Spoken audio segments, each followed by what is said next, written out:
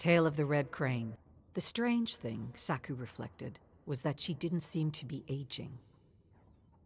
She had been traveling through the many realms, searching for her enemies for what felt like thousands of centuries, and yet she didn't feel a day older.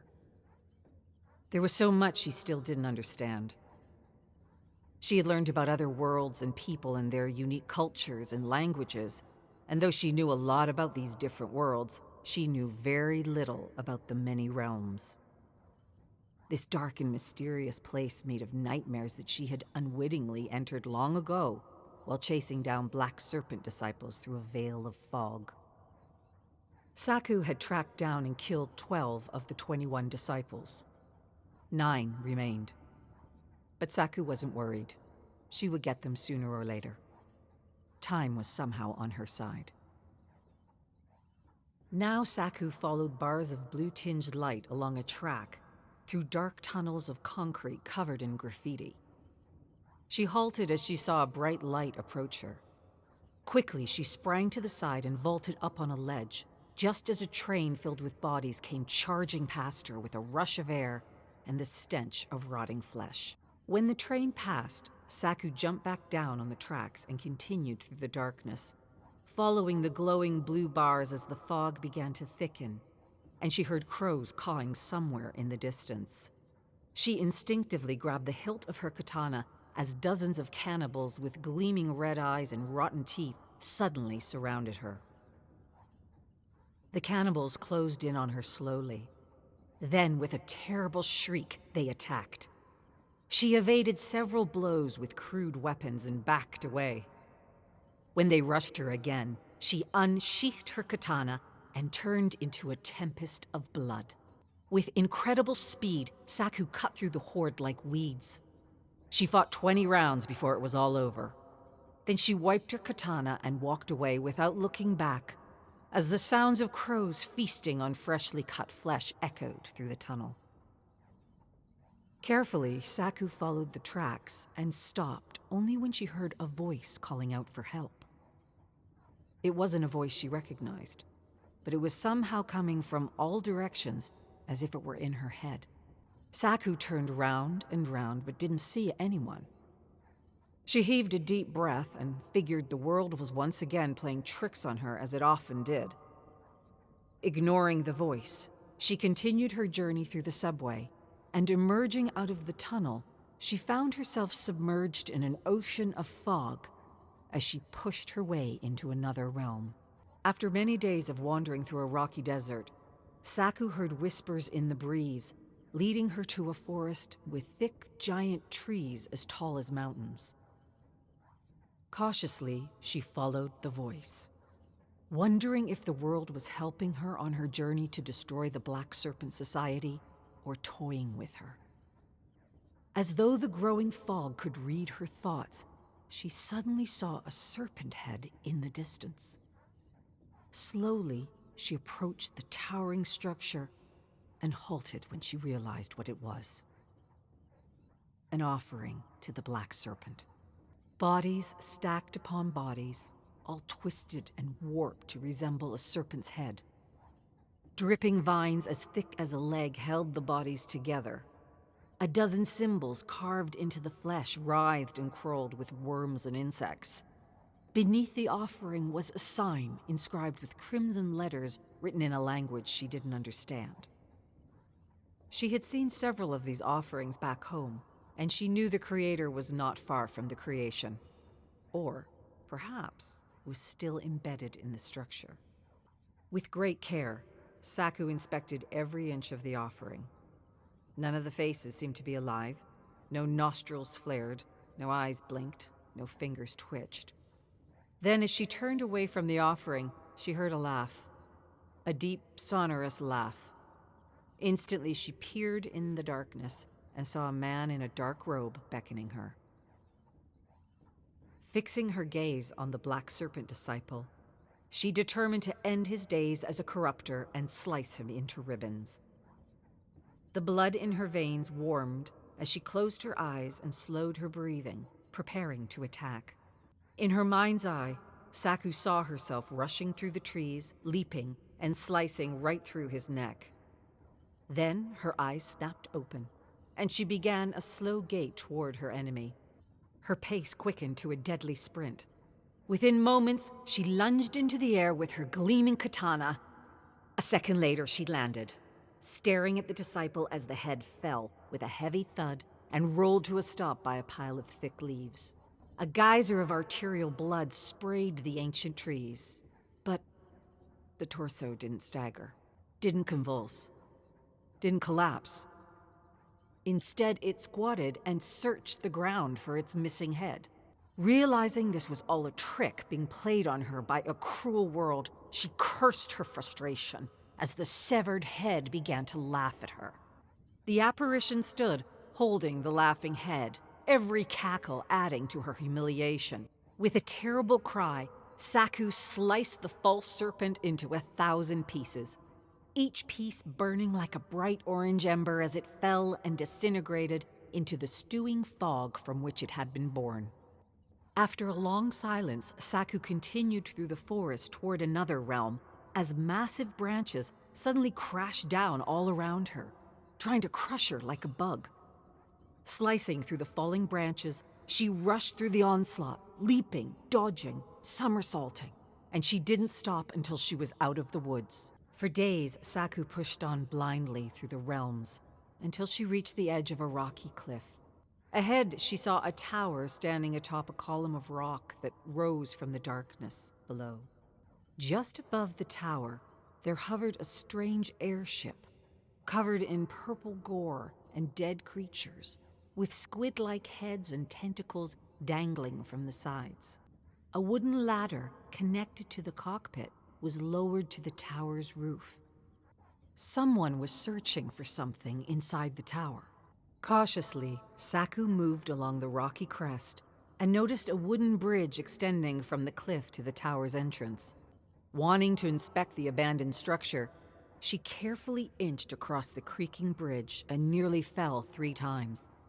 But each time she managed to regain her footing until finally she was at the base of the tower. Entering the tower, Saku soon discovered it was full of journals written in Korean and filled with illustrations of strange insects and creatures observed in the realm. She moved from room to room as she ascended the spiral wooden stairs to the roof. In each room, she found stacks of endless journals of a despairing mind. A mind not unlike her own. A mind that longed for companionship and laughter and talks under moonlit skies. Saku had been alone for what seemed like an eternity. And more than anything, she missed talking and laughing with friends and family. Her journey had taken its toll on her, and for a second, just a second, she contemplated making this tower her final resting place. But as despair began to overwhelm her senses, she heard a voice calling out to her for help. A voice that seemed to be coming from the roof. With a start, Saku dashed up the stairs, unexpectedly scaring a young man who froze wide-eyed for a moment as though he recognized her. Then the young man grabbed a collection of scrolls and bolted up the stairs screaming for someone named Haley. Saku cried for him to stop and chased him up to the roof. Not to hurt him, but to know more about who he was, where he came from, and how he ended up traveling on an airship in this endless nightmare. But it was too late. By the time she rushed through the doorway, the airship ladder had been pulled into the cockpit, and the heavy motor was moaning a lonesome note into the endless abyss. Slowly but surely, the airship pushed through the billowing fog, sounding a deep foghorn now and then so as to ward off creatures of the abyss. Saku stared after the airship for a long time after it disappeared. Then she staggered back and collapsed beside a human skeleton secured in a bolted chair with a fishing rod in his hands. Countless bones of strange creatures he had pulled out of the abyss lay around him. Saku laughed out loud for a moment. Then she went silent, as tears began down her cheek. She shuffled back, grabbed the bottle in his bony hands, and soon downed the liquid fire. Then she grabbed the rod and cast a line out into the swirling fog below. There, Saku spent hours catching nothing and talking about everything to absolutely no one. Then she climbed over the edge of the outer wall, and for a moment she wanted to let go of everything and let herself fall. When suddenly, she heard the voice. She fell back into a pile of bones with a terrible clatter and laughed and cursed at herself for letting the nightmare get to her. Clambering to her feet, she staggered down the stairs and continued her journey through the many realms. Slightly hungover, Saku approached a graveyard of ancient statues carved out of rocks as large as mountains, illuminated by a shimmering green light that didn't seem to be coming from any apparent source. As she moved through the massive, overgrown, crumbling arms and legs and heads on the ground, she couldn't help but notice the faces of the statues were blank. There were no features, no eyes, no cheeks, no lips, nothing, just a blank slate. And as she passed the fallen statues, she heard a slight crumble and crackle of stone. Turning, she spotted the Black Serpent disciple in a thick black kimono, meditating in the middle of the open palm of a severed stone hand. Narrowing her gaze, Saku stared at the disciple for a long while, trying to decipher if he was real or just another attempt for this dark world to humiliate her. An instinct told her he was one of the 21 she had followed into the many realms. Stealthily, she approached him like a panther on the hunt. She climbed the crumbling wrist and squeezed her way through 2 plump fingers. And just as she withdrew her katana with a ring and leaped to end his days as a servant of darkness, a massive hand caught her midair and lifted her to face its empty face. Then the empty face seemed to morph in and out of 1,000 different faces, as though she were staring at the very mask of eternity. Saku shuddered at the sight and quickly turned to the open palm on the ground. The disciple was already gone. She cursed something terrible. Her face hardened and she twisted and thrust out of the giant statue's grip, falling on the ground like a nimble cat. A second later, a fist came crashing down, sending a rain of dirt and debris high in the air. With great speed, Saku evaded blow after blow as the giant statue devastated the graveyard, searching for her. The giant statue lifted limbs and thrust them against the ground, but Saku leaped from hiding place to hiding place as she waited for her chance to escape. And through this graveyard of fallen idols, she played cat and mouse for 20 or so rounds before the giant finally gave Saku the opportunity she needed to escape through a column of swirling fog. A scream rang out from just beyond the woods. Saku bounded up the hill past dead creatures and impaled bodies and entered the arched doorway of an overgrown coliseum. She rushed up crumbling steps into the stands and moved slowly toward the ancient arena. She froze suddenly at the sight of the Black Serpent disciple she had been tracking for the last few days or weeks. She couldn't quite remember. He was lying on his stomach, eating dirt, groaning and agonizing, with 4 bleeding stumps where arms and legs used to be. A pool of sticky crimson blood grew around him. Slowly, Saku approached the dying man, waiting for him to disappear into the fog like all the other cruel apparitions the world had created for its amusement. But when he didn't disappear or laugh at her, she realized he was real and not a fabrication of the nightmare. Saku moved closer and prodded and pushed the torso with her foot until he was lying on his back, staring up at her with bloodshot eyes and trembling lips. Frothy saliva and blood made bubbles as he desperately begged for a quick end. Instead, Saku stepped back, sat cross-legged in the dirt, and watched him die the slow and miserable death he deserved. As he begged for the swiftness of her sword, crows appeared from the darkness and surrounded the squirming worm of a man.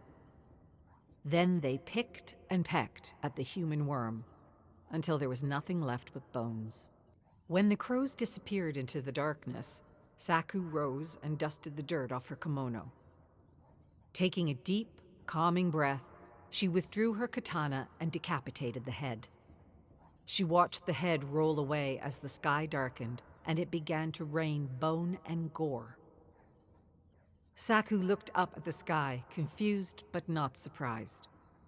She had never experienced anything like it, and sensing danger, she rushed into a nearby tunnel, wiping off chunks of flesh and pulling out a piece of sharp bone that had pierced her shoulder.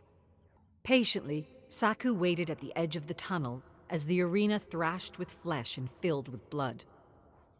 Over the thumping organs and entrails, she heard a clang behind her.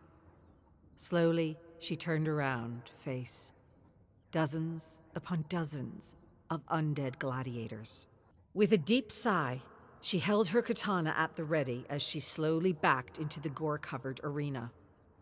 The gladiators approached her slowly, then, all at once, rushed her with axes, spears, and heavy swords. Saku battled the gladiators until the last head rolled and the hellish shrieks and cries ceased. Exhausted, she staggered back and collapsed into a crimson stew of death. There she stared up at the night sky, hoping against hope to wake up from the nightmare that had become her life. After weeks of tracking black serpent disciples through strange and brutish realms, Saku found herself pushing through a marsh of thick grass and deep putrefied flesh, like mud.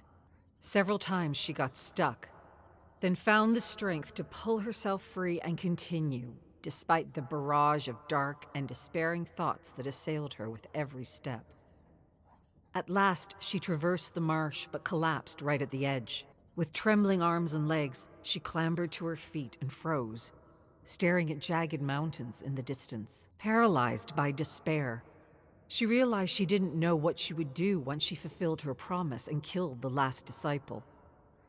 Nothing she did would ever bring her clan back, and for a moment, she wanted to fall back and let herself sink into oblivion. There would be nothing after. No anger, no hate, no revenge. Just loneliness and all the memories of what had been lost. Slowly, Saku extended her bloody hands in front of her face and stared at them for a long moment. Then she lowered her hands and winced in pain. A slow trickle of pus dripped down the length of her arm from a deep wound. Saku had to take care of the injury before it festered. Or she didn't. She wasn't sure what she wanted anymore. The despair was stronger than it had ever been. It clouded her judgment, blurred meaning and memory so that she couldn't fully remember her reasons, her purpose, her past. Now the only thing she felt was abandoned by everyone she ever knew and loved. And she knew this was an absurd thought, but couldn't help thinking it. Saku stood there for what felt like an eternity, just staring at the mountain before her. Feeling alone, she closed her eyes and tried to remember bits and pieces of her life. With difficulty, she remembered faces, voices, and laughter. And she remembered her promise. Her promise to bring her clan honor by finishing what they had started.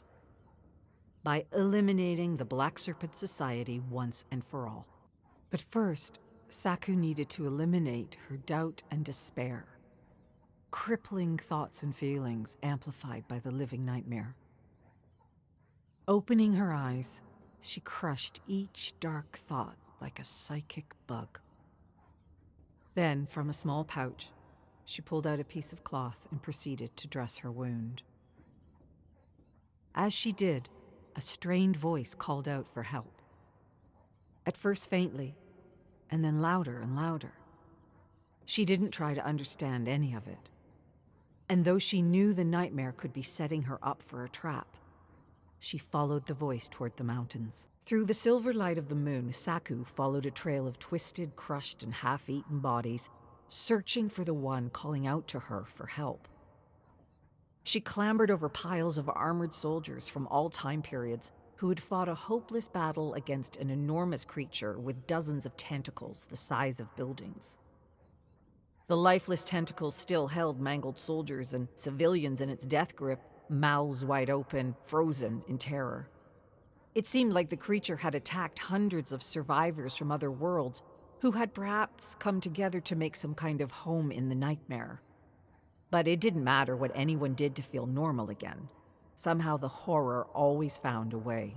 Saku had seen it countless times during her travels throughout the many realms. The fragments of communities that had somehow risen from the ashes of destroyed and forgotten worlds, only to be destroyed by some incomprehensible creature from the abyss. It was futile.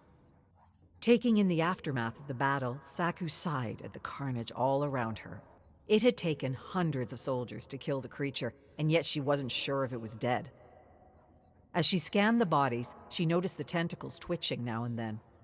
But she ignored the erratic movements as involuntary death spasms as she followed a decomposing tentacle through a wall of fog toward a faint neighing sound. As she followed the tentacle, the neighing grew louder and somehow made words in her head.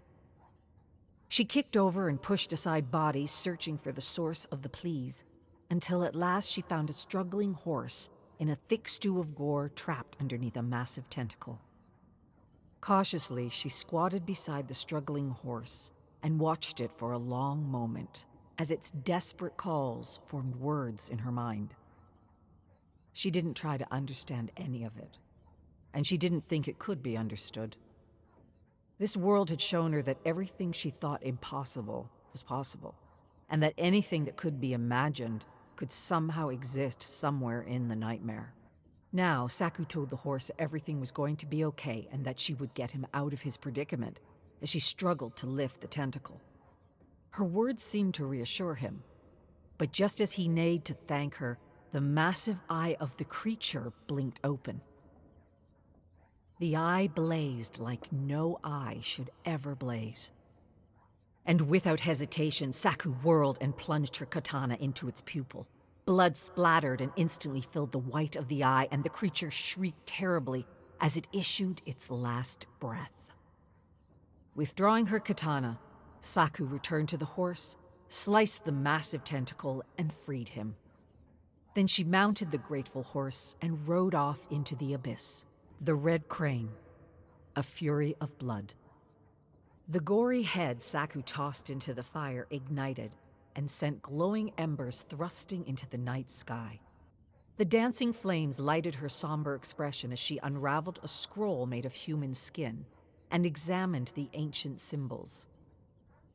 She couldn't decipher what any of the symbols meant, but as firelight glinted in her eyes, she noticed that several of the symbols began to shiver and squirm and change into other symbols.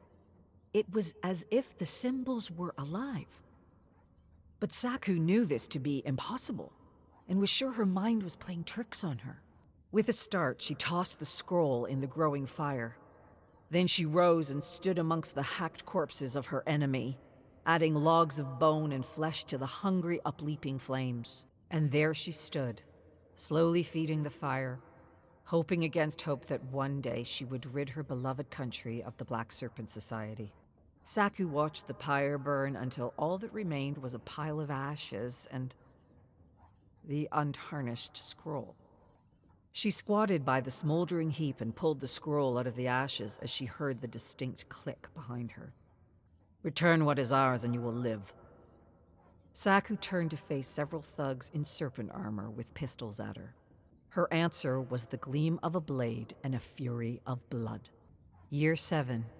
Day 373. Night. I've been collecting and reading all the stories related to the Redcrane, especially those that relate her journey after she chases the last of the Black Serpent Society into another dimension. A recurring idea in the stories is that this dimension is one of thought and memory.